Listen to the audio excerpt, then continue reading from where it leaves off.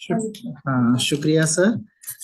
नमस्कार सारे ऑर्गेनाइजर्स को और प्रोफेसर राम तिवारी जी को, प्रोफेसर श्वेता तिवारी जी, मनिंद्र जी को, एंड ऑफ कोर्स मैं अपर्णा जी को भी नमस्ते कर रहा हूँ। बाकी जो लोग छूट रहे हैं माफ कीजिएगा। और and of course a big thank you to all the students, जितने बच्चे आज आए हैं और समय निकालना निकालना सही समझे, उनके लिए भी बहुत उनसे उनका भी मैं आभार व्यक्त करता हूँ। आई थिंक मैं इंग्लिश और हिंदी मिक्स करके बोलूंगा। जहां तक कोशिश करूंगा हिंदी को ज्यादा रखने के लिए, पर फिर भी मुझे लगता है जितनी इंग्लिश की अनिवार्य होगा वहां तक मैं बोलने की कोशिश करूंगा। पहली बात यह है कि ये जो मुहिम सर ने चलाई है, इसमें दो चीजें इकट्ठे आ रही हैं, and this is a very interesting combination. ये क्या कॉम्बिनेशन है ना, वेदर ये एक माइनर प्रोजेक्ट है या ये सोशल इनिशिएटिव है, ये जानना बहुत डिफिकल्ट है। इनफैक्ट ये एक ऐसा एफर्ट है, ऐसी मुहिम है जो कि सोशल इनिशिएटिव भी हो सकती है, और इसको हम एक महज एक टेक्निकल, एक औपचारिक इंटर्नशिप प्रोजेक्ट की तरह भी हम मान सकते हैं, माइनर प्रोजेक्ट जो 6 सेमेस्टर का है। पर ये जो चीज जिस तरह से इसकी संरचना की गई है, इसको ऐसा सोचा गया है कि हम एक माइनर इनिशिएटिव को इसके साथ हम ऐड कर सकते हैं। इसी से हमें समझ में आना चाहिए कि जो हम सोशियोलॉजी में पढ़ते हैं या जो करते हैं, वो टेक्निकली एक साइंटिफिक एक्सरसाइज सिर्फ नहीं है। It is a scientific exercise with a purpose, और in other words, sociology is a study of social phenomena for understanding it and with a creative spirit. तो एक संराज यू नो एक बहुत ही creative और बहुत ही पॉजिटिव आइडिया के साथ इस इनिशिएटिव को लिया जा रहा है। और तो पहली चीज जो मैंने अब तक जो बात बच्चों को बोलने की कोशिश कर रहा हूं मैं, वो पहली बात ये है कि तो your minor project is not just a minor project, but it is also a social initiative, and you should be very thankful to the your teachers who have so creatively weaved it together. उन्होंने जिस तरह से उसको पिरोया है, ये बहुत सराहनीय है। ना, दूसरी बात यह है कि हम जब एक सोशल इनिशिएटिव की बात कर रहे हैं, और ये जो एग्जैक्ट इनिशिएटिव आपका है कि वेस्ट मैनेजमेंट कैसा होता है, अगर हम बहुत टेक्निकल लैंग्वेज में कहें, तो ये स्टडी, आपका जो स्टडी है जिसमें सारे स्टूडेंट्स को इन्वॉल्व किया गया, वो एक ऐसा स्टडी है जो आपको कहता है कि बताइए हमें कि हमारा शहर वेस्ट मैनेजमेंट कैसे करता है, इसको जानने की कोशिश है। लेकिन इसी सवाल को अगर अलग तरह से हम देखें, तो हम ये समझ में आता है कि कैसे नागरिक अपना कर्तव्य निर्वहन करते हैं। ये दो अलग अलग चीजें हैं। देखने का नजरिया सेम है, बहुत फिलोसॉफिकल या बहुत बड़े जिसको हम लोग सोशियोलॉजी में बोलते हैं कि every micro initiative must answer a macro question और अ मैक्रो पिक्चर। तो ये मैक्रो पिक्चर डेफिनेटली है जिसको ये माइक्रो इनिशिएटिव सर्व करता है। जहां तक आपका एक छोटा इनिशिएटिव या माइक्रो इनिशिएटिव एक बड़े पिक्चर को सॉल्व नहीं करता है, या कर भी रहा हो, और अगर आप उस तार को नहीं जोड़ पा रहे, उस थ्रेड को नहीं जोड़ पा रहे हैं, तब तक आप फेल कर रहे हैं एज अ सोशियोलॉजिस्ट। तो आपको ये समझना चाहिए कि every small initiative that is taken is always serving the larger question. और अगर वो नहीं कर रहा है तो आपको निकालना आपका काम है। अगर आप नहीं निकाल पा रहे तो आप क्रिएटिव नहीं है, वरना फिर ये एंटायर एक्सरसाइज बेकार हो रही है। तो देखिए, एक तरीके से जब मैंने राम सर का इंट्रोडक्शन सुना, तो आप सुनिए वो उन्होंने किस तरह से एक और एक और फैक्टर को हमारे सामने लाया। और ये सारे फैक्टर्स हमारे दिमाग में रहना इसलिए जरूरी है ताकि कल जब हम डेटा कलेक्शन करें लोगों से, तो उस वक्त अगर उस चीज का मर्म हमें खुद नहीं समझ में आ रहा है, तो हम लोगों के साथ इस मर्म को एक्सप्रेस नहीं कर सकते हैं। और जो हम डेटा कलेक्शन करेंगे, अगर उसको मशीन की तरह डेटा कलेक्शन करना शुरू कर देंगे, तो वो पर्पस भी सॉल्व नहीं होगा। तो इसलिए इसका जो फिलॉसफी है, इसका जो लॉजिक है, ये हमारे दिमाग में पहले से रहना बहुत जरूरी है। जनरली मैं जब लेक्चर्स देता हूं तो मैं जनरली 20 से 25 मिनट तक देना पसंद करता हूं, बिकॉज मुझे लगता है कि उसके बाद the focus goes away from students. So I will not take it very long. I might have done around 5-7 minutes by now, and I will stick to 20-25 minutes. So please be a bit patient if you are getting impatient. Now the second thing is that मैंने एक मेरे iPad पे एक questionnaire मुझे दिया गया है देखने के लिए आप लोगों को क्या पूछने को बोला गया है। सो नंबर वन, जब हम कहते हैं जब आपका ये प्रोजेक्ट का जब रिपोर्ट आएगा तो पहला चीज जो आपको नोट करना चाहिए, उस रिपोर्ट में बेसिकली आपके पास 4-5 चीजें होनी चाहिए। पहला चीज इंट्रोडक्शन, जिसको मैं हमेशा कहता हूं कि इंट्रोडक्शन सबसे आखिरी में लिखना चाहिए, पहले नहीं लिखना चाहिए इंट्रोडक्शन। और उसमें क्या होना चाहिए मैं आपको कुछ समय बाद बता रहा हूँ।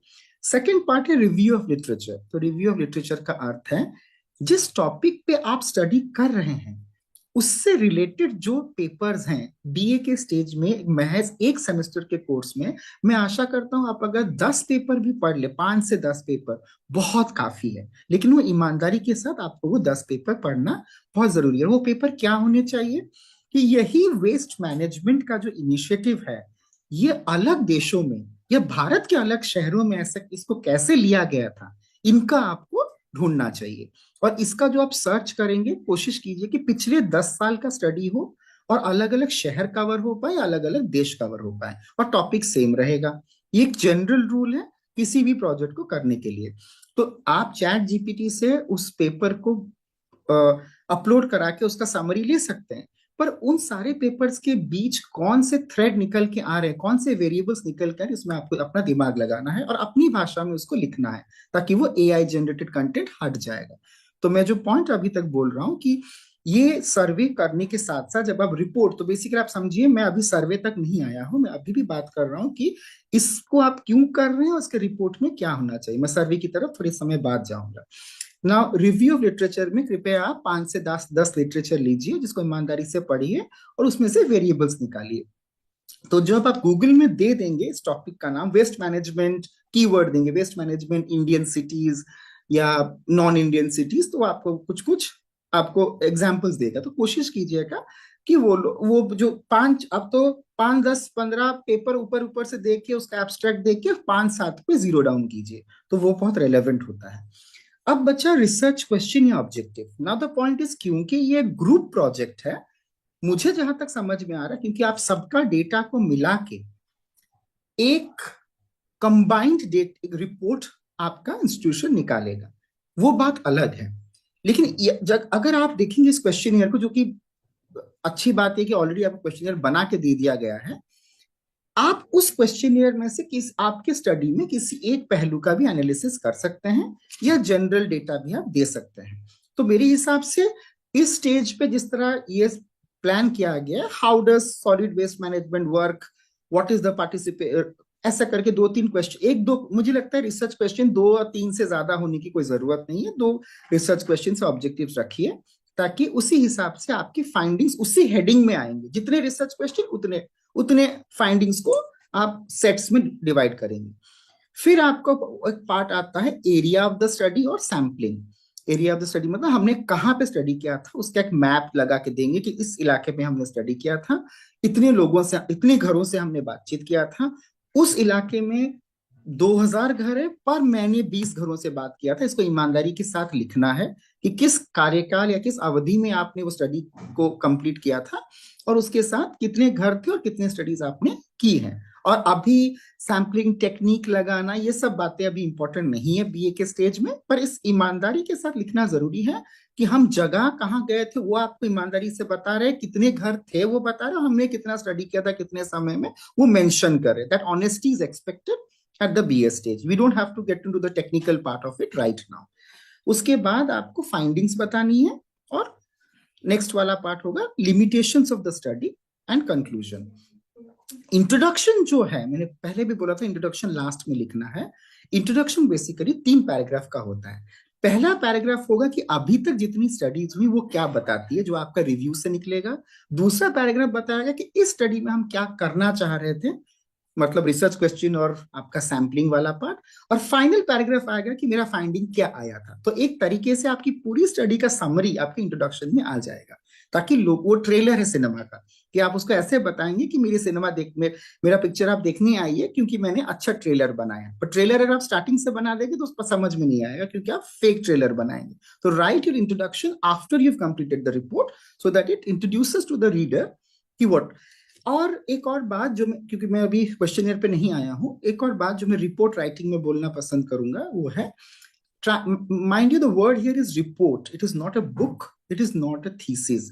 तो जितना छोटा सेंटेंस का स्ट्रक्चर हो, जितना साइंटिफिक हो, उतना अच्छा है. सिंपल अंग्रेजी का यूज या सिंपल हिंदी का यूज बहुत ज्यादा अप्रिशिएट किया जाएगा, क्योंकि वो ज्यादा उसको, तो रादर देन सेइंग कि citizens tend to be citizens tend to have a very responsible outlook towards garbage collection, ऐसी अंग्रेजी ना लिख के citizens are very cautious in maintaining the garbage. It is better. The more simple the English you write, the better it is for a report. तो कोई जरूरत नहीं है आपको लच्छेदार अंग्रेजी या लच्छेदार हिंदी लिखने की. आपको एकदम सिंपल इंग्लिश लिखिएगा, वो ज्यादा अप्रिशिएट किया, बस ग्रामर इसमें सही होना चाहिए. हमेशा चीज कहा जाता है कि कोई भी सेंटेंस अगर पहला लाइन दूसरे लाइन के आधे तक खत्म नहीं हो रहा है, इसका मतलब वो खराब सेंटेंस है. सेंटेंस अगर 3 लाइन तक चला गया, तो इसका मतलब आपको खुद नहीं समझ में आ रहा आप लिखना क्या चाह रहे हैं, आपके दिमाग में द्वंद है, उसको निकाल के उसको रीराइट कीजिए. सेंटेंसेस है इसीलिए. और फाइनल रिपोर्ट में भी 100 पेज का होगा, तो आपके पास 100 दिन हो गए रिपोर्ट स्टडी करने में. हर दिन 2-2 पेज लिखिए, 3-3 पेज लिखिए, और 30 दिन में आपका अच्छा रिपोर्ट तैयार हो जाएगा. This is about the report part. तो शायद मैंने अभी 12 मिनट लिया है, मेरे पास और 12-13 मिनट है. अब मैं क्वेश्चनेयर की तरफ जा रहा हूँ कि रिपोर्ट्स, आपके क्वेश्चन डाउट्स होंगे, मुझे सब पता है, मैं लेकिन बीच में रोकना थोड़ा पसंद नहीं करता हूँ. आपने क्वेश्चंस रख दीजिएगा, हम 13 मिनट के बाद वापस आपको सवाल पूछने का समय देंगे, एंड आई कैन क्लैरिफाई. तो अभी तक बस to recap, I have told that micro questions, macro questions, micro purpose of the study and macro purpose of the study, ये दोनों जानना एक रिसर्चर के लिए जरूरी है. दूसरी बात, रिपोर्ट में एक साइंटिफिक कंसिस्टेंसी होनी चाहिए और उसके डिफरेंट पार्ट्स होने चाहिए, जिसके बारे में मैंने ऑलरेडी आपको कह दिया है. एक बहुत ही सिंपल सी चीज है.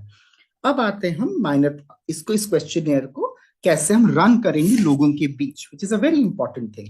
Now I started doing this when I was 21, I think 19 years old. So now I am 43, so should be like around for 23 years I have done this, what you have started doing now.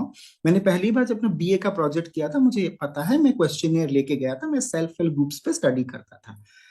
Now 20 साल या 19 साल की उम्र से लेके 40 साल की उम्र में जो मुझे समझ में आया कि क्वेश्चनियर में कुछ कमाल नहीं होता है, कमाल इंटरव्यूअर में होता है, जो उसी क्वेश्चनियर से कुछ मजेदार निकाल सकता है.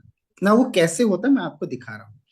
पहला तो ये कि अगर आप अपना क्वेश्चनियर देखेंगे तो आपको पता चलेगा कि इसमें 3 पार्ट्स में क्वेश्चंस को डिवाइड किया गया है. पहला पार्ट, और टेक्निकली क्वेश्चनियर बनाने का, और बाय द वे क्वेश्चनियर और शेड्यूल से मुझे याद आया, आपको एक बात बता दूं, बीए स्टेज में आप जान ले तो आप पीएचडी में इस तरह की गलतियां नहीं करेंगे. क्वेश्चनियर का मतलब होता है कि ये बन गया, आप उस इंसान को दे देंगे, वो खुद भर रहा है. अगर वो खुद भर रहा है, इसका मतलब ये है कि वो question, it is self administered. अगर रिस्पोंडेंट खुद क्वेश्चनियर को भर रहा है उसका रिस्पॉन्स, तो वो क्वेश्चनियर होगा. अगर उसी को आप बैठे हैं अपने टैबलेट से उससे पूछ पूछ के आप भर रहे हैं, तो वो स्केड्यूल बन गया, इंटरव्यू स्केड्यूल. ठीक है, तो interview schedule is filled by the researcher, और क्वेश्चनियर सेल्फ एडमिनिस्टर्ड होता है बाय द रिस्पोंडेंट. तो आपका जो भी केस है आप वही लिखिएगा कि वेदर आपका क्वेश्चनियर था, या मुझे तो लगता है आपका स्केड्यूल ही होगा, क्योंकि आप घर घर तक जाते हैं. अगर उसको ही भरना होता तो आप तो घर पे ईमेल कर देते, उसको घर पे क्यों जाते. तो अब ऐसा है कि स्केड्यूल है ना. अब इस बात देखिए, इस क्वेश्चनियर में 3 पार्ट्स में क्वेश्चंस को डिवाइड किया गया. पहला, जिससे हम बात कर रहे हैं वो क्या है, इसको हम लोग बोलते हैं socio demographic profile. Part A of the questionnaire is socio demographic profile. जैसे डॉक्टर हमको, मेरे को तो अभी लेटेस्ट मेरे दांत का काम हुआ है, तो मेरे दांत ही मुझे याद आता है, तो आपको एनेस्थीसिया देता है ताकि उसके आपके ऊपर जो जुल्म करेगा उस जुल्म को आप सह पाए और आपको नशा आ जाए. उस पार्ट में आपको वो स्टेरिलाइज कर देता है, वो पार्ट इनकैपेसिटेट हो जाता है ताकि आपको पता ना चले कि दर्द. तो आप भी उससे बहुत सारा डेटा लेने वाले हैं. तो इससे पहले कि आप जानना चाहें कि आपको क्या जानना है, उसको इंटरेस्ट दिखाइए कि आप उसके बारे में ज्यादा जानना चाहते हैं. इसीलिए सोशियो डेमोग्राफिक प्रोफाइल को पहले रखा जाता है. तो this is the macro purpose behind this micro exercise. कि तो देखिए आपका क्या लिखा है, नाम, आयु, लिंग, व्यवसाय की स्थिति, आवासीय स्थिति, तो आप कहाँ रहते हैं, क्या काम करते हैं, आपका लिंग और आपका ईयर, तो उसको मजा आएगा कि देखो मैं इतना इंपॉर्टेंट आदमी हूं कि मेरे बारे में जानने की कोशिश कर रहा है। पर इसको टेक्निकली भी बोला जाता है rapport building, RAPPORT, rapport building. मतलब इससे पहले कि वो आपका दोस्त बने, इसलिए आप उसमें रैपो डेवलप करा रहे हैं कि मेरा दोस्त बनो, हम इसके बाद आपसे डेटा पूछेंगे। तो सेकेंड पार्ट है क्वेश्चनियर का हाउस होल्ड वेस्ट, घरेलू स्तर पर कूड़ा प्रबंधन। तो हाउस होल्ड वेस्ट, अब आप अपने काम पे आ रहे हैं कि भाई कि इस क्वेश्चनियर में दो चीजें आप जानने की कोशिश कर रहे हैं। मैंने देखा इसके तीन पार्ट्स है। पहला है socio demography profile, second is information about household waste management, third part is awareness about मंगल मंगलमान, अवेयरनेस अबाउट मंगलमान। तीन चीजें कि मैं क्या कर रहा हूं, क्या तुम मुझे जानते हो, पर ये आपने जानबूझ के उसको लास्ट में रखा है।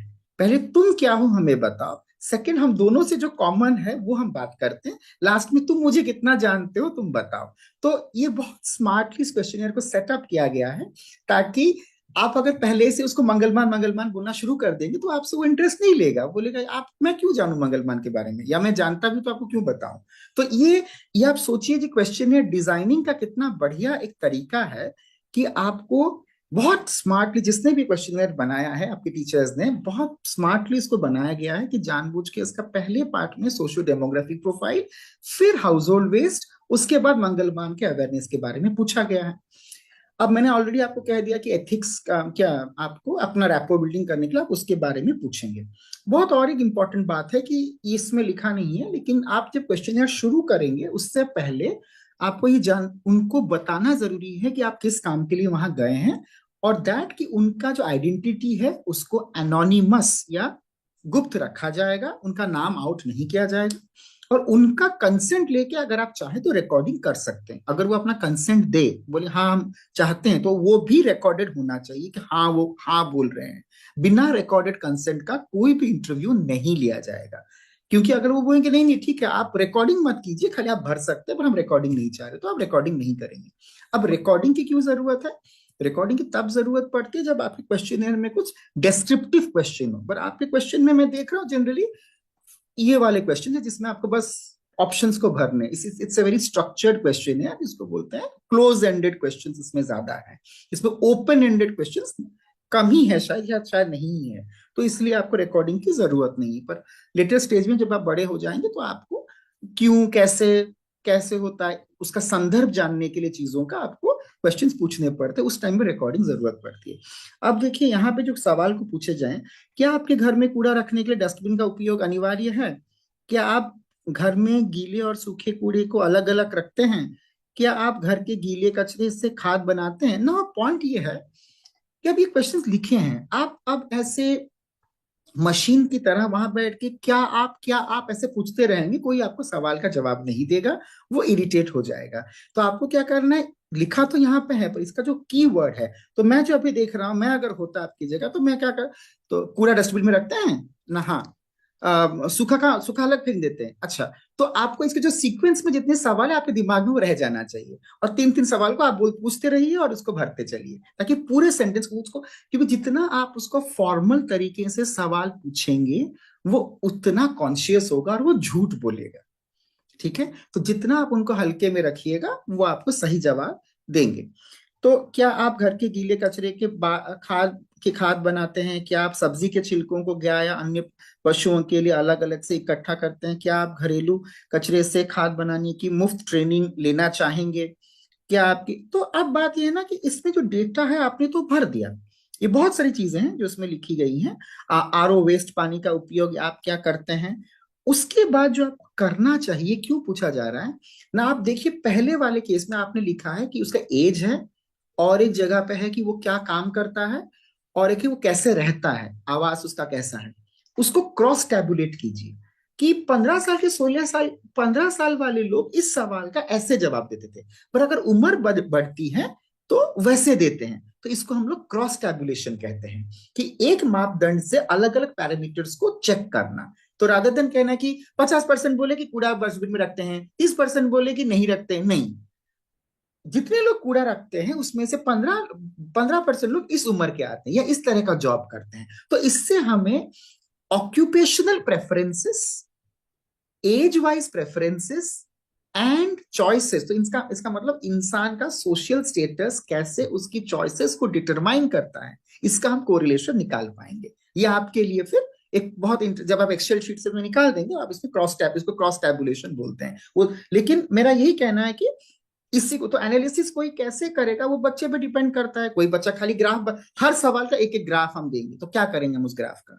तो आपको दिमाग में लगाना कि नहीं, मेरे रिपोर्ट में ये 7 पॉइंट्स बहुत इंटरेस्टिंग है, मैं अपनी रिपोर्ट में ये देना चाहता हूँ और इसको मैं डिस्कस करना चाहता हूँ, उसका कुछ एनालिसिस। फिर हाँ या ना इसका हो गया। सड़कों पर झाड़ू कितनी बार लगती है? तो इससे आप ये भी कर सकते हैं कि लोगों को अवेयरनेस कितना है, कि क्या उम्र के साथ अवेयरनेस वैरी कर रही है अगर किसी हाउस होल्ड में, या नहीं, इसका कुछ उम्र के साथ लेना देना नहीं है। तो मैंने उसके बाद देखिए नेक्स्ट वाला जो पार्ट है, ये सब इस सेकंड वाला पार्ट जो है, क्वेश्चंस के नंबर भी काफी कम है, मैं देख रहा था हार्डली 20-25 क्वेश्चंस है, विच is a good point. Another point, कोई भी क्वेश्चन है अगर 40-50 क्वेश्चंस का होता है तो कोई भी आपको जवाब नहीं देता है। कोई भी क्वेश्चन है 10 मिनट से ज्यादा, 12 मिनट से 15 मिनट से ज्यादा नहीं चल सकता है। तो this is another a very good thing which you should learn from this, कि कैसे क्वेश्चंस को सजाया जाता है और कैसे उनको उतना है। और किसी भी क्वेश्चन में मैंने मार्क किया कि रेपिटिशन नहीं है, कि एक ही चीज को अलग अलग तरीके से पूछा नहीं जा रहा है। और भी चीज है कि इनका जो शब्दों का जो चयन है, कि क्या आप लखनऊ में संचालित मंगलमान अभियान और इसके द्वारा किए जा रहे सामाजिक व सांस्कृतिक कार्यों से परिचित हैं, हाँ या ना? तो ये सिस्टम बहुत क्लियर है, इसमें ऐसी हिंदी का प्रयोग ना किया हो जिसमें लोग समझ ना जाए, या never use a language which can have double meaning, कि लिसनर कंफ्यूज हो जाए कि एग्जैक्टली ये है या वो है। तो क्लियर लैंग्वेज यूज करना भी बहुत अच्छा है जो यहाँ पे यूज किया गया है। हनुमान जी का कौन सा गुण आपको अब लास्ट बात, it is very important thing, कि आई थिंक मैं क्वेश्चनर के ऊपर मैंने कह दिया मुझे जो कहना था, कि क्वेश्चन ऑफ कोर्स आप जो पूछेंगे मैं उस पर और जवाब दूंगा। एक और बात है कि इस प्रोजेक्ट में अपार्ट फ्रॉम जो मैंने लास्ट स्टार्टिंग पे एक बात कहा कि social citizenship responsibilities and environmental awareness को लिंक किया गया है, इसके अलावा यहाँ पे एक बहुत इंटरेस्टिंग आइडिया आया है जो कि जनरली सोशियोलॉजी में देखा भी जाता है। It is the concept of civil society. तो सिविल सोसाइटी मतलब एक ऐसा गुट जो कि ना स्टेट के साथ है ना मार्केट के साथ है, तीसरा जो एनजीओ हम बोलते हैं। तो यहाँ पे धर्म को एक सिविल सोसाइटी की तरह देखा गया है, कि सिविल सोसाइटी मतलब जो इंसान को सिविल बनने में मदद करता है। तो धर्म के द्वारा हम लोग कोई दंगा नहीं करा रहे हैं, कोई मत भेदभाव नहीं करा रहे हैं, हम धर्म के द्वारा लोगों को बेटर प्रेरणा दे रहे हैं कि कैसे अच्छा इंसान बन सके, चाहे वो हनुमान जी के नाम पे हो, दुर्गा जी के नाम हो, वो इंपॉर्टेंट नहीं है। भंडारा करके हम यहाँ पे कचरा नहीं करना चाह रहे, भंडारा करके लोगों को ये सिखाने की कोशिश कर रहे हैं कि नहीं, जिनको जरूरत है खाने की वो खाना भी खाएंगे, पर दूसरों को बिना परेशान किए। और ये कहने का मतलब हम दान धर्म का भी काम कर रहे हैं। So the concept of civil society, religion as civil society is also very interestingly coming out, religion as civil society. So I would say that this is a very interesting exercise. तो जब तक आप इस questionnaire के साथ अपने आप को कनेक्ट नहीं करेंगे कि अरे यार ये तो इंटर्नशिप का प्रोजेक्ट है, पता नहीं क्या कचरे के बारे में पूछने को बोल रहे हैं, इस मनोवृत्ति के साथ अगर आप जाएंगे तो इसका कुछ पर्पस सॉल्व नहीं होगा। आपका काम ही ये देखना कि लोगों के अंदर, भिन्न भिन्न तरह के लोगों के अंदर इसके बारे में क्या इंटेंशन है, आप कैसे इसको करना चाहते हैं। तो this is my general idea about how to do a project. That's all. I think I've taken around 20 minutes. So we can now, 20-25 minutes now, if the floor is open, I guess, for questions, or the moderator can come in. That's all what I have to say in my first opening remarks. Madhavi, आप question पूछना चाहेंगी?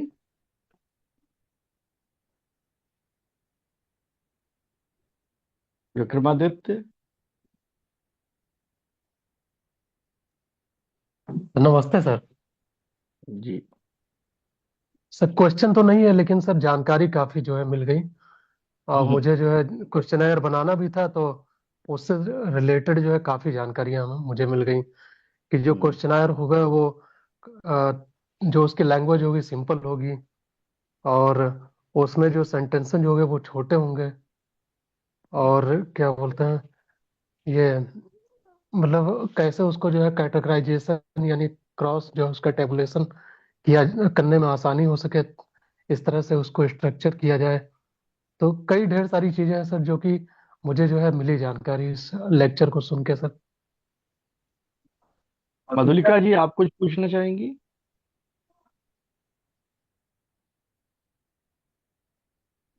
Sir मैं निधि मिश्रा, मैं पूछना चाहूंगी।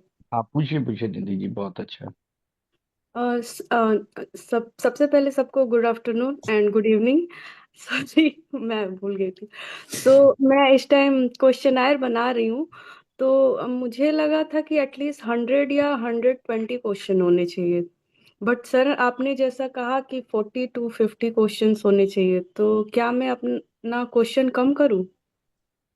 हाँ, मुझे लगता है कि 100 से 120 क्वेश्चंस, अगर आपके पास 100 से 120 क्वेश्चंस हैं, इसका मतलब कहीं ना कहीं आपको खुद नहीं समझ में आ रहा है कि आप एग्जैक्टली क्या पूछना चाह रही हैं। The question itself is showing कि आपका क्लैरिटी नहीं है आपके टॉपिक के ऊपर।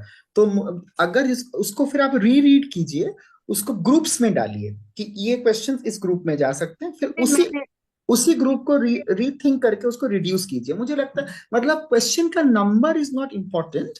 What hmm, is important is कि एक सेट में 10-15 मिनट से ज्यादा क्वेश्चनेयर नहीं चल सकता है। मतलब वो रीडर जो है, मतलब रेस्पोंडेंट हम्म, ये कर देता है। हाँ, तो वो आप देखिए। अगर आपको लगता है कि फिर वही बात है कि अगर 120 सवाल होगा तो फिर कोई भी जानता है कि उसको फिर आप जल्दी जल्दी रन करेंगी, तो वो भी प्रॉब्लम है। तो मेरे हिसाब से 30 questions, 40 questions good enough. Maximum 40 is maximum, just stick to that. Sir एक और बात है, मैं ये पूछ रही थी कि सर गूगल फॉर्म के थ्रू अगर मैं ग्रुप में भेज के क्वेश्चनायर भेजती हूँ, तो क्या वो ऑनेस्टली आंसर देंगे? इसकी तो कोई गारंटी नहीं है। और क्या मैं फील्ड में जाके जो आंसर लेती हूँ और वहां पे वो डिफर करता है, तो मतलब इसमें क्लियरिटी, मतलब चांसेस बहुत कम हो जाते हैं ना। लोग ऐसे फेक भी तो भर सकते हैं, तो वो कैसे हम फाइंड कर पाएंगे कि लोग कितना सही और कितना गलत कर रहे हैं उस चीज में? जैसे कि हमें ही बहुत सारे क्वेश्चन आयर मिलते हैं। मैं अपना बता रही हूँ। मैं बहुत सारी चीजें नहीं जानती हूँ, पर उसमें हाइपोथेटिकली मैं हाँ ना यस नो ऐसे मैं भर देती हूँ नहीं आते हुए भी। लेकिन वो करेक्ट तो नहीं होता है ना, तो वो कैसे हम फाइंड करेंगे कि ये गलत डेटा है और ये सही डेटा है इसमें? नहीं, इसमें दो चीजें हैं। पहली तो बात यह है कि आप गूगल फॉर्म से क्यों ही भरेंगी अगर वो टॉपिक में ऐसा कुछ है कि आप रेस्पोंडेंट को नहीं पहुंच पा रही हैं, तो आपको सर गूगल फॉर्म अगर यूज। लिटरेट लिटरेट ऑडियंस है तो व्हाई नॉट? वो बात नहीं, लिटरेट ऑडियंस है तो भी वाई सो, वाई नॉट, नहीं why so, even if it is literate. Why, अगर अगर सपोज हमारा स्टडी एरिया कोई एक विलेज है या कोई एक मोहल्ला है जिसके अंदर हम पहुंच सकते हैं, तो वहां जाने का कोई, मेरे हिसाब से आपको, you should prefer field work और face to okay. Face questioner feeling as far as possible. Until and unless आप कोई सेंसस के थ्रू या कोई ऐसा मास स्केल सर्वे नहीं करा रहे हैं जहां पे आपका सैंपल साइज 3,000 है, तो अलग हम्म, बात है। अगर हम्म, आपका सैंपल सिर्फ 400-500 है, आप पीएचडी कर रहे हैं, तो आपको 6 महीना समय मिलता है, तो दिन में एक आदमी का भरता है, 4 महीने में क्वेश्चन भर जाएगा। दिन में अगर 3-4 क्वेश्चन भी भरते हैं, 3 to 4, you can do good data collection. So yes, number one is, my answer to this question was कि yes, पहली बात यह है कि ऑनलाइन तभी भरिए जब उसकी जरूरत हो। जब तक ओके। जरूरत नहीं है, प्रेफर ऑफलाइन, बिकॉज आपने जैसे खुद ही बोला कि हम्म, लोग उसमें फिर ईमानदारी से नहीं भरते हैं। आप खुद ही, और खुद ही फैब्रिकेट जब आप करते हैं। रेस्पॉन्ड, तो इसलिए आई थिंक इट इज। और इनफैक्ट मैं तो ये भी कहूंगा कि आजकल जब डिजिटल एथनोग्राफी शुरू हो गया है, तो टॉपिक हम्म, सपोज डिजिटल वाले ही टॉपिक्स है कि सोशल मीडिया, इंस्टाग्राम का इम्पैक्ट जानने के लिए, मैं तो ये भी कहता हूं कि जो आप ऑनलाइन भरते हैं, उसी हम्म, में से एक क्रॉस सेक्शन को लेके ट्रायंगुलेट करना बहुत अच्छा है। कि आप हम्म, 120 लोगों से डिजिटल भरिए, उसमें से 40 लोगों को आप हम्म। जाके क्रॉस चेक कीजिए, ट्रायंगुलेट कीजिए ऑफलाइन इंटरव्यू से, if it is this one possible. Is better, this one is better या एक्चुअली। सर एक और चीज आपने बोला ना कि फाइंडिंग्स में केवल 2 क्वेश्चन होने चाहिए, तो दो नहीं क्वेश्चन नहीं नहीं नहीं, इनफ हो? मैंने दो क्वेश्चन नहीं कहा। मैंने कहा कि जो दो रिसर्च क्वेश्चंस आपके होंगे, हम्म, आप अपनी हम्म, फाइंडिंग्स को उन्हीं सब हेडिंग्स के अंतर्गत हम्म, दिखाइए। क्योंकि फाइंडिंग्स 3 पार्ट में दिखाई जाती है। पहला है हम्म, जनरल फाइंडिंग्स, हम्म, उसके बाद होता है स्पेशलाइज्ड फाइंडिंग्स। तो हम्म, वो जो स्पेशलाइज वाला पार्ट जब शुरू होगा, उसमें हम्म, सब हेडिंग कीजिए जो दो रिसर्च क्वेश्चन है, ताकि, वरना फिर लोग यही कहते हैं कि पता नहीं, रिसर्च क्वेश्चन तो कुछ इसने पूछ दिया, फाइंडिंग कुछ इसने बना दिया, उसको जोड़ना हमको हम पे छोड़ दिया। तो हम नहीं सुनेंगे, रीडर क्यों करेगा ये पागलपन। हम्म, आप करके हम्म, बताइए हमें कि मैंने ये जानना चाहा था, इसलिए मुझे ये मिला है, तो बस आप पे थोड़ा मेहनत पड़ जाएगा। तो लेकिन उसको 3 पार्ट्स में डेवलप कीजिएगा कि general findings are this, specific इस क्वेश्चन के लिए ये फाइंडिंग मिला है, इस रिसर्च क्वेश्चन के लिए वो क्वेश्चन नहीं, मतलब एक क्वेश्चन, मतलब आप समझ, रिसर्च क्वेश्चन में बड़ा चीज कि स्टेट का, गवर्नमेंट का क्या रोल रहा सॉलिड वेस्ट मैनेजमेंट को सही करने के लिए, ये क्वेश्चन। हाँ, ब्रॉडर थीम, मतलब मेरा कहते हैं ब्रॉडर थीम में उसको डेवलप कीजिए। और इस सवाल को जानने के लिए आपने 7 सवाल पूछे होंगे। क्या सरकार आपको पर्चा देती है? क्या आप कलेक्शन करते हैं? क्या आपने विज्ञापन पढ़ा था? सरकार ने कितनी बार आपको याद दिलाया था? इस सारे सवालों के जवाब उस एक सवाल, उस एक रिसर्च क्वेश्चन से रिलेटेड है। तो question in A questionnaire is different from research question in the proposal. मतलब जो स्टार्टिंग में आपने 2 क्वेश्चन बनाए होंगे, तो basically research question is the end. आपके क्वेश्चनेयर का जो एक एक क्वेश्चन है वो उसका रास्ता है, it is the way to reach the ultimate research question. तो फाइंडिंग जब आप देंगे तो रिसर्च क्वेश्चन के अंतर्गत उसको सब हेडिंग में सेट करके बताइएगा, ये मैं कह रहा हूँ। ठीक है, थैंक ये यू सो बड़ा मच। सौभाग्य था कि हमारे बीए के बच्चों के साथ पीएचडी स्कॉलर्स को भी इंटरेस्ट आ रहा है। तो सर आपके साथ हमें लगता है पीएचडी स्कॉलर्स को बहुत जल्दी हमें इंटरेक्ट कराना पड़ेगा। और ईशान निगम, आप कुछ पूछना चाहेंगे? ईशान निगम, गुड अनम्यूट इवनिंग कर। सर, मैं मधुलिका बोल रही हूँ। सर मेरा हाँ एक सवाल है सर से। सर थोड़ा हमें हाँ, रिसर्च डिजाइन के बारे में बता दीजिए। जो रिसर्च का टॉपिक है, इसमें कौन सी सर रिसर्च डिजाइन लगानी ज्यादा ठीक रहेगी? हेलो। हाँ, रिसर्च डिजाइन के बारे में। जी। हाँ, तो देखिए वहां पे तो ये डिपेंड करेगा कि आप अगर अगर एक टॉपिक को एक्सप्लोर करना चाहती है कि एग्जैक्टली आपको पता, आपको ये, जैसे मैंने ये सवाल दिया कि I would like to know the role of the government in, attitude of the government in doing solid waste management. तो ये हो गया एक्सप्लोरेटरी रिसर्च डिजाइन, जहाँ पे एक सवाल रहेगा जिसको हम क्वालिटेटिव स्टडी करके इसके हम वेरिएबल्स निकालेंगे। अगर हम बोल रहे नहीं, हमें एक दो वेरिएबल्स हमें लगे,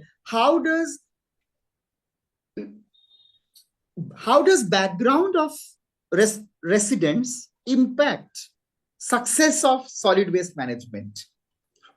तो यहाँ पे आपने 2 वेरिएबल लगाया, तो जिसको बेसिकली डिस्क्रिप्टिव रिसर्च डिजाइन बनेगा। तो आप इसको कोरिलेट करके आप तो वही 2-3 में जो कौन सा रिसर्च डिजाइन लगेगा वो डिपेंड करता है कि किस तरह के सवाल आप पूछ। Your question determines your research design. तो whether it will be experimental, descriptive या exploratory, it would be dependent on the research question that you want to ask. प्रज्ञा शर्मा, माधवी आनंद, आपको कुछ नहीं पूछना है? माधवी, सर पूछना है मुझे। मैं जूली बोल रही हूँ। सर हाँ मेरा क्वेश्चन था कि अगर कोई, अच्छा, हाँ अगर हम, जूली, जूली एक मिनट, आप जूली जूली जूली शुक्ला जी पूछिए। जी सर, नमस्ते सर। मेरा हाँ क्वेश्चन था कि अगर हम कोई क्वेश्चनायर बनाते हैं तो उसमें अगर कोई है जो कि हमारा जो रिस्पोंडेंट है वो नहीं है, तो क्या हम उसको अपनी भाषा में उससे क्वेश्चन पूछ सकते हैं सर? तो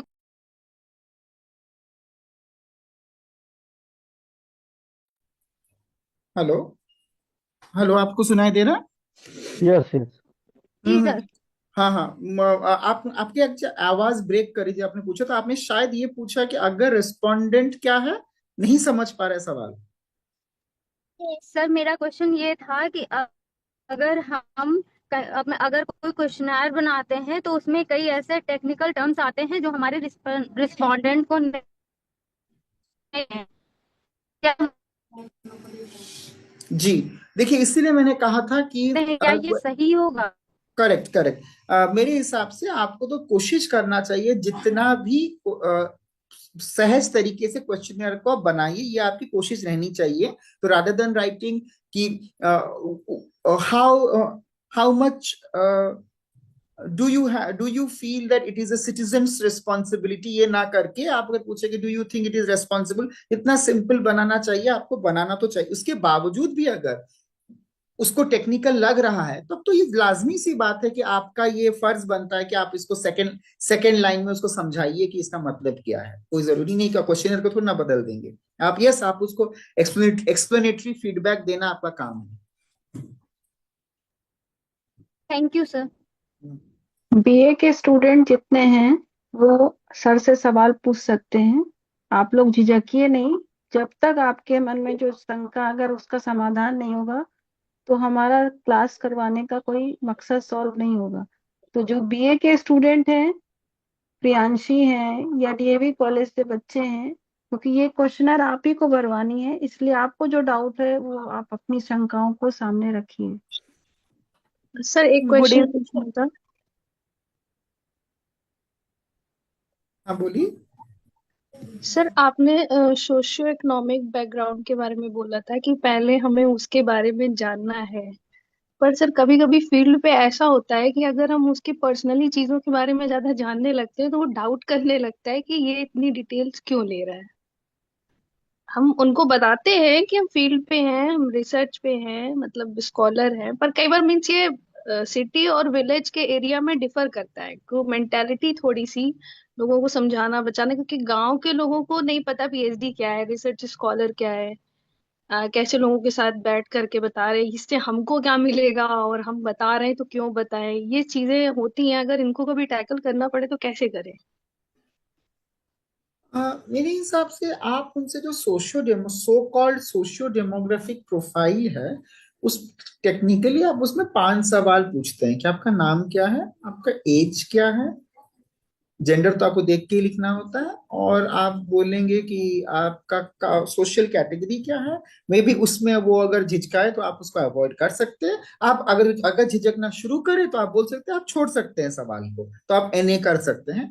और 5वां होता है कहाँ से है, इसी को सोशियो डेमोग्राफी में लगभग 5 ही सवाल होता है। इससे ज्यादा पर्सनल सवाल तो मुझे नहीं लगता है कि आप ऐसे कौन से वो सवाल हैं जो लोगों को अनकंफर्टेबल कर देगा। इससे ज्यादा मतलब ये 5 ही सवाल यदि सोशियो जैसे डेमोग्राफी। समाज में उनकी आर्थिक स्थिति के बारे में जानना है, तो अच्छा, अगर मैं गुड पूछ ले गुड कि गुड। आपकी वार्षिक आय क्या है, या नाइस आपका मंथली इनकम क्या है, या फिर नाइस। आपके घर में गाय है बैल है, मतलब आपकी आर्थिक संपन्नता कितनी है। आपके घर में फ्रिज है, टीवी है, कूलर है, रेफ्रिजरेटर, तो उनको लगता है इतनी डिटेल क्यों ले रहे हैं, तो क्या नहीं करने वाले हैं। लेकिन मुझे नहीं लगता है कि फ्रिज टीवी कूलर, नहीं आए वाला तो है।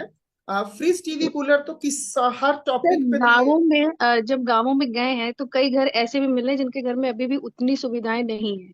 हाँ तो ये तो वो आपको जी जानने की जरूरत क्या है, मतलब अगर आपका टॉपिक उससे रिलेटेड ही नहीं है तो उसके घर में टीवी या फ्रिज, ये जो आय था ये था 5 के साथ, ये छठा में जोड़ सकते हो आय, यस इनकम हमें पूछना पड़ता है, वो जरूरी हम्म। होता है। उसका तो सर इनकम वाले। फैसिलिटीज से ये भी पता चलता है ना कि वो कितना आर्थिक संपन्न है, वो कितना सुविधा से रह रहे हैं, ये नहीं सब मेरे चीजें हिसाब भी से होती हैं। नहीं मेरे हिसाब से इस तरह के हाइपोथेटिकल कोरिलेशंस ड्रॉ करना is not required. You can because आपको जिस जिस टॉपिक पे आप गई हैं बात करने के लिए, आपको जी उसमें वो कितना, उसमें उसके कौन से फैक्टर्स रोल पे आते हैं वो अपने आप ही बताएगा। सपोज आपको देखना है कि चॉइस ऑफ विमेन्स एजुकेशन उसका है, तो वो खुद ही बताने लगेगा।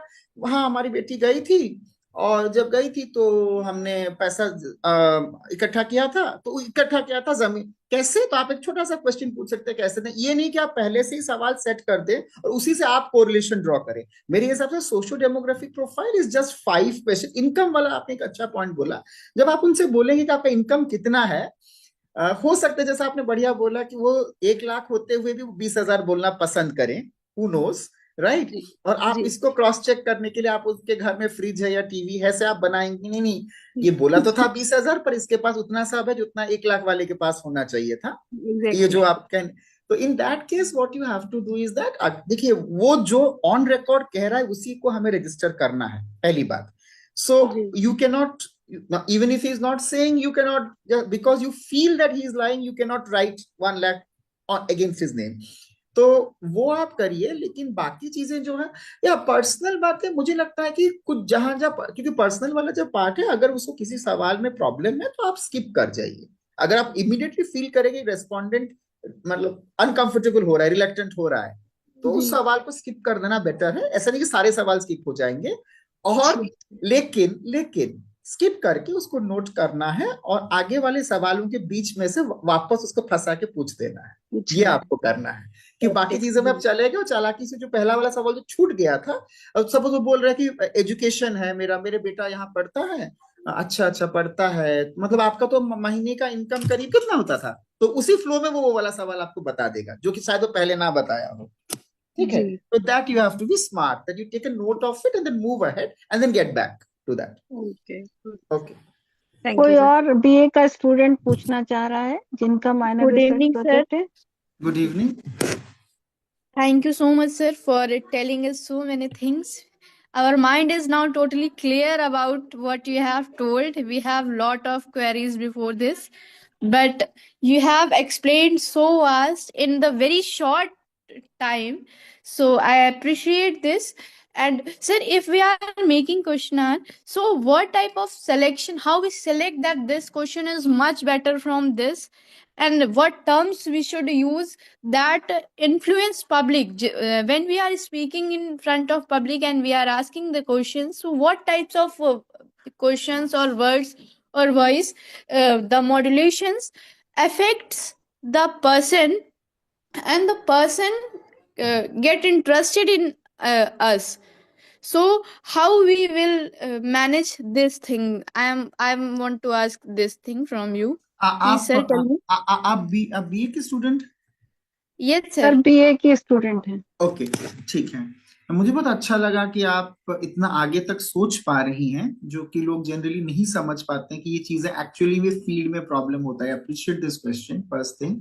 Now what you need to do is Sir, my pleasure. You are appreciating. no, Thank you it is so really, much, sir. it is really good. So the two things you need to do, पहली बात तो ये है कि depending on the place you should choose your language. This is a most important thing. तो जब मैं वाल्मीकि समुदाय पे स्टडी करता था, जब मैं ट्राइबल्स पे स्टडी करता था, मैं बहुत कोशिश करता था कि इंग्लिश ना बोलूं।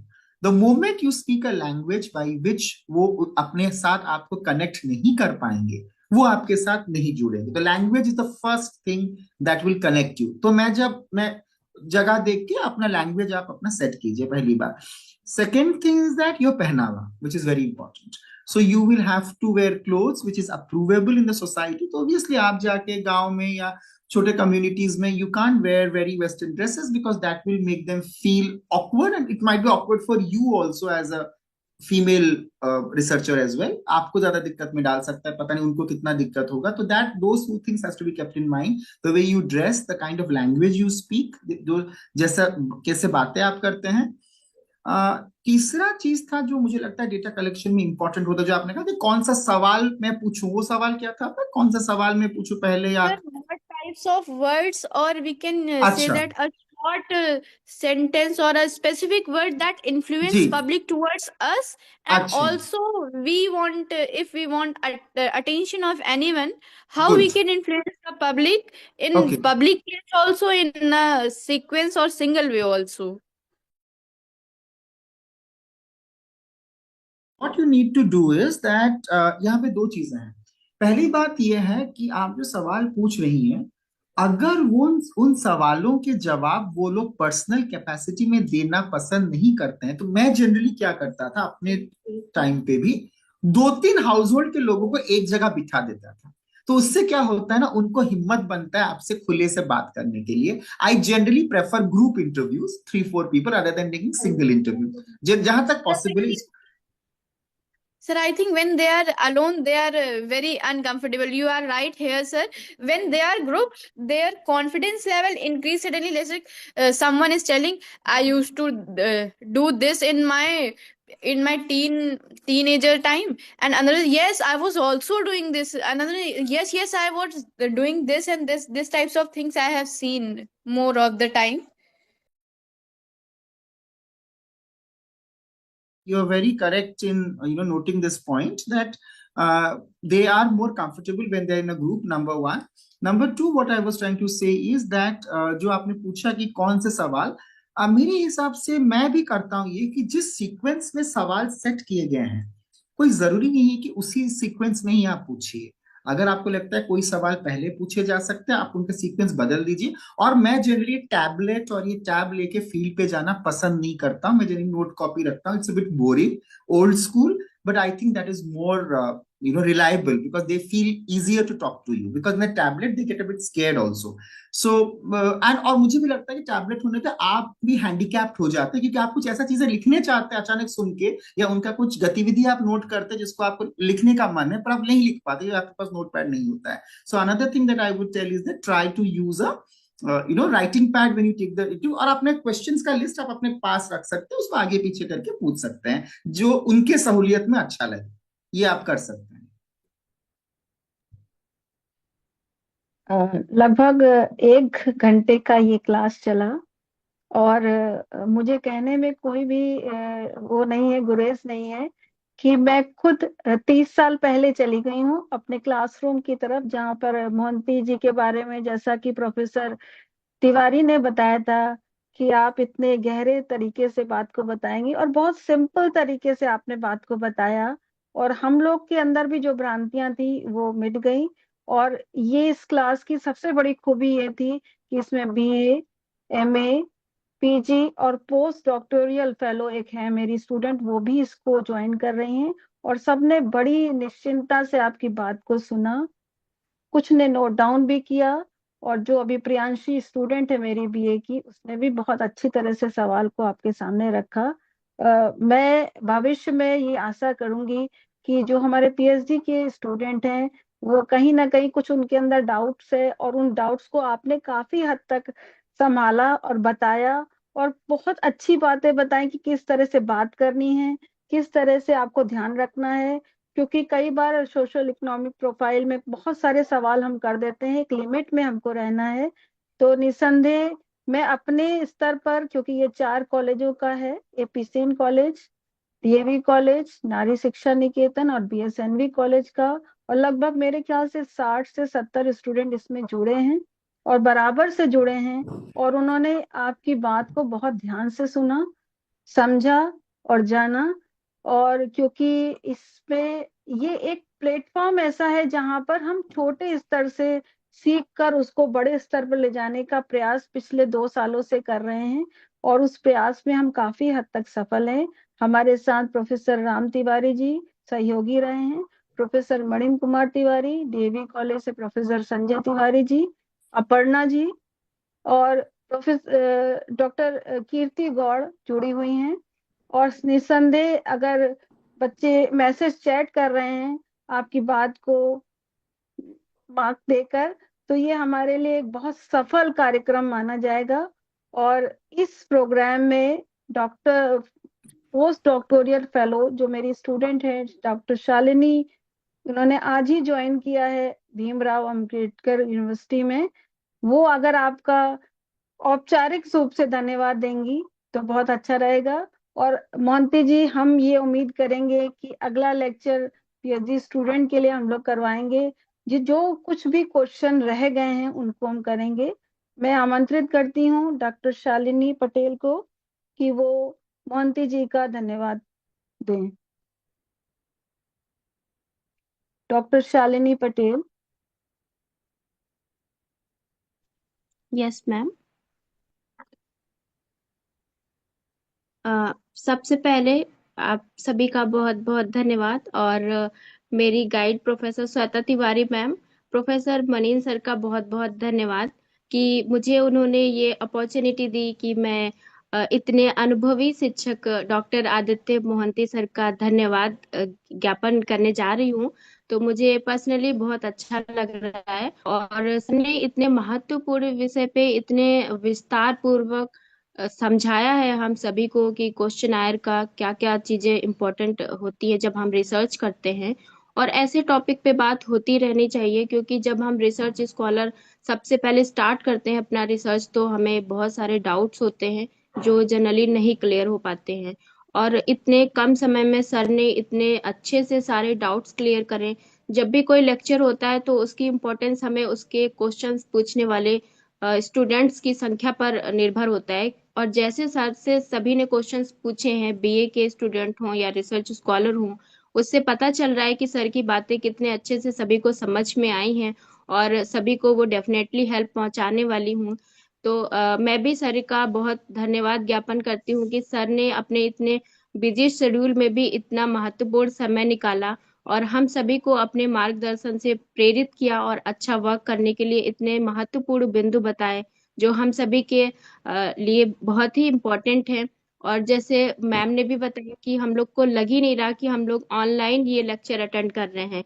हमें बिल्कुल ऐसा लग रहा है कि हम सर को सामने से क्लासरूम में बैठ के सुन पा रहे हैं। और जैसे जैसे सर ने डाउट क्लियर किए तो इंटरेस्ट बढ़ता गया। और वो डाउट्स बहुत जरूरी है, किसी भी रिसर्च स्कॉलर को ये जानना बहुत जरूरी है कि नंबर ऑफ क्वेश्चंस कितने होने चाहिए और किन सवालों को कैसे पूछा जाए। दूसरी बात जो सर ने बताई कि जब हम आजकल मॉडर्न टेक्नोलॉजी का यूज तो करते हैं लेकिन उसको और ज्यादा यूज करते हुए फील्ड में जब हम ले जाते हैं, टैबलेट या फोन का यूज करते हैं, तो मैंने भी देखा है अपने रिसर्च में, मैंने तो नहीं यूज किया था लेकिन जब हम नॉर्मली जाते हैं तो वो घबरा जाते हैं और उनको लगता है कि हम जैसे उनकी कोई इंक्वायरी करने आए हैं।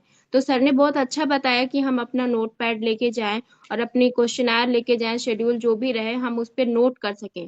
क्योंकि कई सारी ऐसी चीजें होती हैं जो हम फील्ड पे ऑब्जर्व करते हैं, तो हम टैब में अगर हम यूज करते हैं तो हम उसमें बंध जाते हैं कि हमें वही चीजें करनी है। तो सर के द्वारा बताए गए सभी बिंदु जो रहेंगे वो सभी विद्यार्थियों के लिए बहुत महत्वपूर्ण रहेंगे। तो आदरणीय डॉक्टर मोहंती सर का बहुत बहुत धन्यवाद कि आपने हमें इतना अच्छा समय दिया। और आप अपने हम उम्मीद करते हैं कि हम आगे भी आपसे जुड़ें और ऐसे महत्वपूर्ण विषय पे हम इस तरह से बात करके आपसे मार्गदर्शन लेते रहें। Thank you so much sir. बहुत अच्छा लगा आपका लेक्चर अटेंड करके और मैंने भी बहुत कुछ आपके लेक्चर से सीखा है। Thank you ma'am, thank you so much sir. आप सभी का धन्यवाद। इस मीटिंग को हम औपचारिक रूप से खत्म करते हैं। आशा करते मैम, हैं आगे मिलेंगे। जी दीदी, बताइए।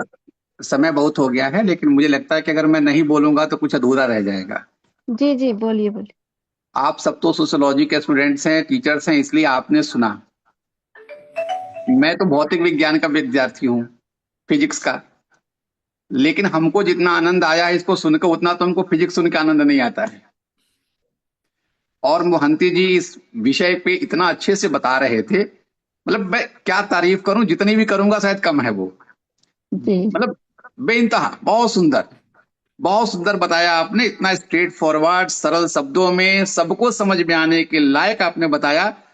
सर, मोहंती सर, हम नहीं जानते थे कि एक दिन आएगा कि इस प्रकार से आप जैसे विद्वान लोग आके इस प्रकार से इन चीजों को दिशा देंगे। शायद ये भी ईश्वर की प्रेरणा ही होगी कहीं ना कहीं से। आज इस तरह से महाविद्यालय, विश्वविद्यालय विद्यार्थियों की कमी से जूझ रहे हैं या समस्याओं से जूझ रहे हैं, निश्चित तौर पर मुझे लगता है कि आपकी जो आवाज जो विश्वविद्यालय सुनता था, आज इस मंच के माध्यम से बहुत सारे कॉलेजेस के विद्यार्थियों तक गया है। और चूंकि ये यूट्यूब पे रिकॉर्डेड है, निश्चित तौर पे इसका लाभ आने वाले समय में और भी लोगों को मिलेगा।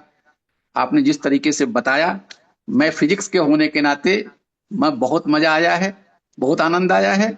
और मैं उम्मीद करता हूं कि फिर आगे भी आप इसको इसी तरह से दिशा देते रहें। बहुत बहुत धन्यवाद आपका। Thank you sir. नमस्कार। श्वेता जी, मैं भी एक सेकंड लूंगी। जी जी बिल्कुल। जो मेरे को आपकी बात बहुत सही लगी कि हम लोग अपने बचपन में चले गए थे।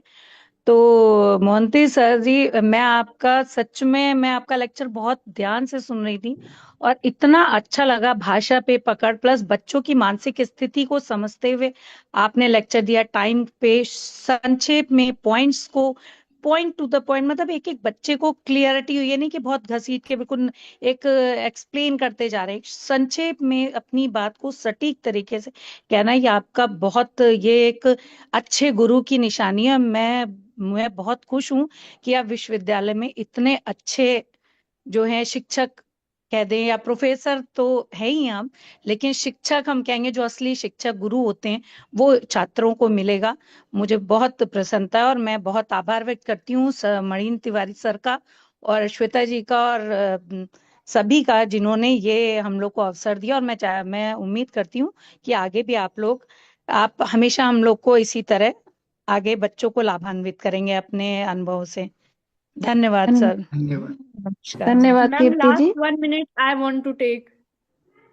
Okay. Sir, thank you so much for telling those things. I can correlate those things. Like if we are wearing Western clothes in the rural area, the people are seeing like we are just alien types. So we have to notice this thing also. We have to take notebook. If we are taking tablet there, they are thinking that we are recording or capturing pictures, and we want to leak just like we are coming like a spy. So these things I can correlate, and the question are, if we are going to ask one by one approx 100 to 120 question, so they are totally going to board. So we have to make short questions. Thank you so much, sir. Again and again I am appreciating you. Thank you so much, sir, for telling us. Thank you everyone for joining, and thank you so much, ma'am, for giving me opportunity to speak last 1 minute. Thank you, ma'am. आप सभी का धन्यवाद। उम्मीद करेंगे मोंती जी का इतना hit जा रहा है, आप मंगलवान चैनल को फॉलो करिए और उस पे जो रह जा रहे हैं उनको सर्कुलेट करिए, ताकि एक अच्छे शिक्षक का जो दिया गया वक्तव्य काफी लोगों तक पहुंचे। आप सभी को शुभकामनाएं। धन्यवाद।